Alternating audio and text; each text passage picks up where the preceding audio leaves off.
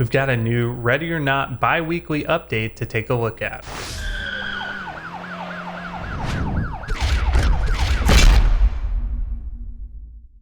The latest bi-weekly update came out on July 27th, 2020, and it's an update about the PvP build of the game. Void Interactive is focusing on the PvP build, still trying to get some details, take feedback into account, and work out some bugs for this build of the game. Now, while this update affects the PvP build, a lot of it will push over into the PvE build, which is the single player co-op story mode of the game. So we'll see some carryover from this update into when the PvE build gets updated. This update goes to supporters, so if you bought a supporter edition of the game, you should be getting these updates through email. Everything discussed in these updates is not under NDA, including the GIFs, including the images and the information, so it's freely available to anybody to publicly share and take a look at. Alright, the content included in this update is community feedback and changes, new game modes, new levels, and features. On the community feedback and changes section, Void Interactive writes, while our main focus of development is set on the single player and co-op content of Ready or Not, we've also been actively listening to and reviewing player feedback received since the release of our latest PvP update. As such, we have been working on fixing bugs and issues, balancing gameplay, and bringing in new content to alpha. Of course, this is what we all want to hear. Personally, I was bummed out that the release date for beta was not met and it's been pushed back. Originally, it was supposed to be June 2020. You can see we're at the end of July going into August. So it's good that they're still working on it. They cited COVID-19 related issues for the pushback, as well as they wanted to polish off some of the PvP elements before it came out. So we don't have a release date yet for the beta version of the game, but alpha is still actively being worked on. Void Interactive writes, supporter feedback, new customization screen is difficult to navigate. So this is feedback from supporters, and this is what the action they took to remedy this. We continue to reiterate on this concept, and the first modification is to allow the player to choose which attachments they want to equip from a drop-down list instead of having to scroll through all the options as shown below. So it sounds like the customization screen is getting an overhaul to make it a little bit easier to equip your attachments and other items to your gun. The next issue from supporters was gunplay is too simple and not tactical oriented enough. So the action for this was remove the dead zone automatic recentering, which should improve the gunplay and incentivize more mindful aiming. This will make point shooting something the player has to learn and get familiarized with, instead of having the crosshair constantly center in the middle of the screen. The clip below demonstrates this new system. So I have a GIF of that clip. There's no audio on it, but it shows some of the new mechanics, how the aiming works, different stances for holding the gun, how the crosshair is not centered constantly. And the whole point of this is to make it a more tactical oriented gameplay versus just a run and shoot like a Call of Duty. So they're starting to implement some of these changes, and as they're implemented, they'll get more supporter feedback. The next supporter feedback issue was reloading while aiming down sight causes player to lose target acquisition.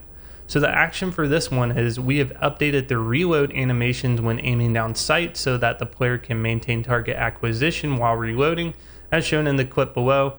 And this GIF is really short as well, but it shows that the gun remains centered while the player is reloading, and this was a change that supporters really wanted in the PvP build. And as I mentioned earlier, because it's going into the PvP build, we'll see it cross over into the PvE build. So a lot of these changes, like how you hold your gun, how you're aiming when reloading, we'll see that in the single player mode and co-op modes. The next issue from supporters, weapons feel random and inconsistent. The action for this, we have revised all the weapons, making changes to multiple values such as damage, recoil, shake, penetration, and fire rate. All weapons have received an increase in damage, which will reduce the number of rounds it takes to down an enemy player. Bullet spread for shotguns has also been widened. So these are just various feedback points from supporters about the guns and some of the values. You can see at the end, specifically shotguns were mentioned, that bullet spread from the shotgun blast has been widened, and some of these might be to make it feel more realistic, and some of these might just simply be weapon balance changes to make the game feel more balanced. Next section of the update is new game modes. To further incentivize tactical gameplay, we're adding a number of new PvP game modes with a heavy focus on strategy, use of less lethal equipment, and arresting. The first one is VIP Escort. SWAT must escort the randomly selected player VIP to an extraction point within the level to win the round. Enemy must prevent this by intercepting, capturing, and holding the VIP hostage for a certain amount of time. If the timer runs out and SWAT hasn't successfully freed the VIP, enemy wins the round. The next game mode is Arrest and Rescue.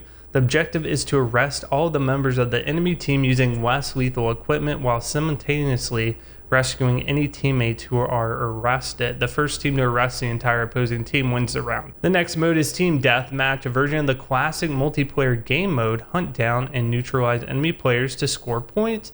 First team to hit the point limit wins the round. And ready or not, however, arresting your opponent will net significantly more points than just taking them down.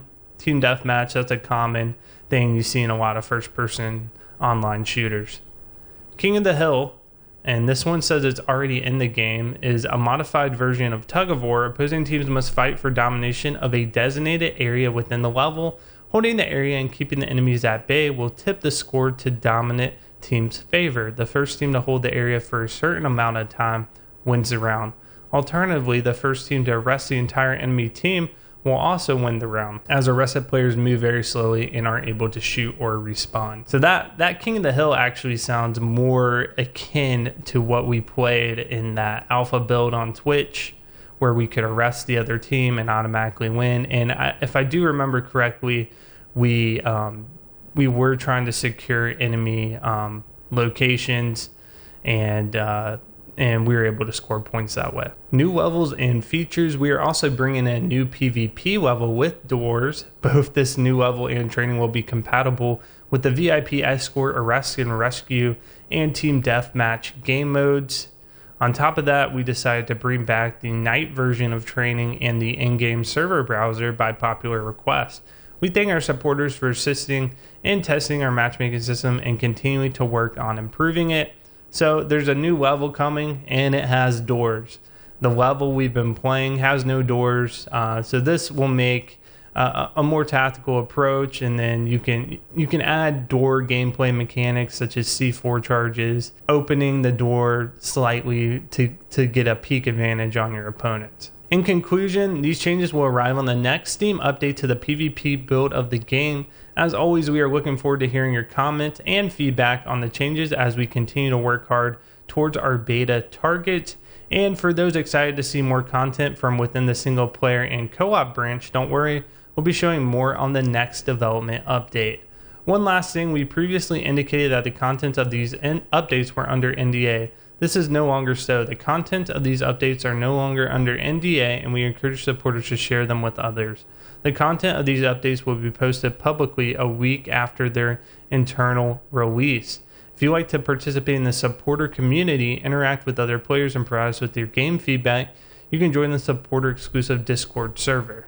Thanks for reading. So that concludes our update for today. If you want more information on the game, I'll leave a link to the website where you can pre-order. Of course, it's on Steam as well. What do you guys think of these updates? Do you think they're well warranted? It sounds like we're going to get a shift to the single player co-op, the so-called PvE build of the game in the next update, which is what I'm really excited for.